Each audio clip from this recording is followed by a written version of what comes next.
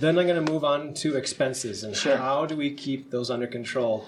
Because I think the fear that a lot of investors have is if they turn it over to the manager, their expenses are going to just go crazy. Yeah. Because the manager's going to want to fix everything and want to make improvements, and then they're going to try to maybe make some money off of the markups.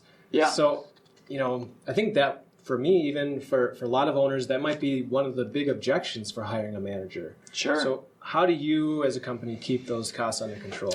So that's where that's kind of where you take a step back and you actually look at the incentives program and figure out how you can align the interest with the property manager and the owner and the tenant. And so some property managers, the fee structure is usually a fixed monthly fee, and then there are other different components, usually percentage or all of the first month's rent, things like that. And we look at that, and specifically the first month's rent or a percentage of that, we view that as a misalignment in incentives for the manager and the owner. Essentially, the manager is getting paid to have high turnover there, and so you as the manager, you're like, I don't really care the quality of the tenant, because if I have to kick them out, I get more money when I move a tenant in, so I don't really care. So that's a misalignment too. On the maintenance side, what you want to do is, when you're interviewing a property manager, talk about how do you handle maintenance, how do you have your contractors.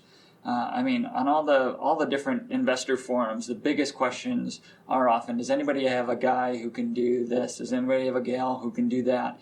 And a good property manager would say, I have a person who does this, this, this, and this. And ask them, why did you choose those people? How's your relationship with them? What do you do if they're sick or they've got a full schedule? Things like that. So ask questions how they manage that crew. Then the other thing is you want a property manager who treats the property like their own. And so, yes, it's true that the property manager might want to do capital improvements and like, hey, I think it's time to do this. Just set it up where it's like, hey, you need to run these by me and before I actually pull the trigger on them. You can't just go out and spend $400 on this without at least giving me a heads up.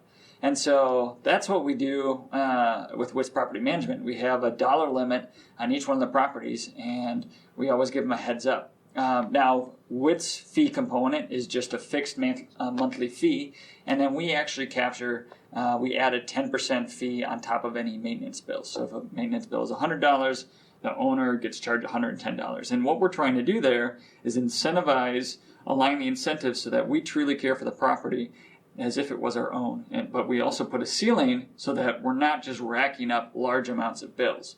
And so when a large capital expense is required, that's when we talk to the owner.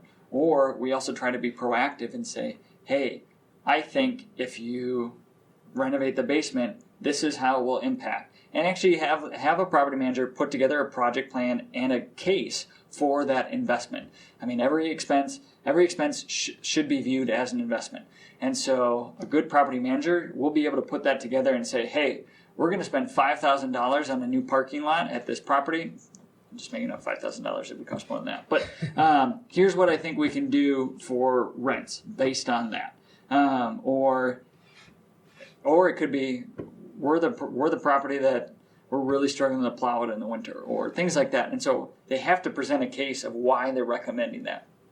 So that's kind of how I'd go about balancing that potential conflict out. Yeah.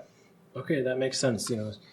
Setting expectations, getting clear communication about what's needing to be done, and because the big expenses come up when they're just not doing their job and there's negligence and they're letting things slide after the tenants report them. That's when the big expenses come in. Property manager, for us charging 10%, the average amount we're collecting on top of a bill is maybe $10.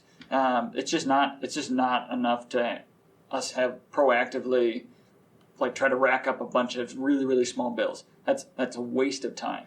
And so you want to figure out, is this property manager actually going to respond to those little maintenance things?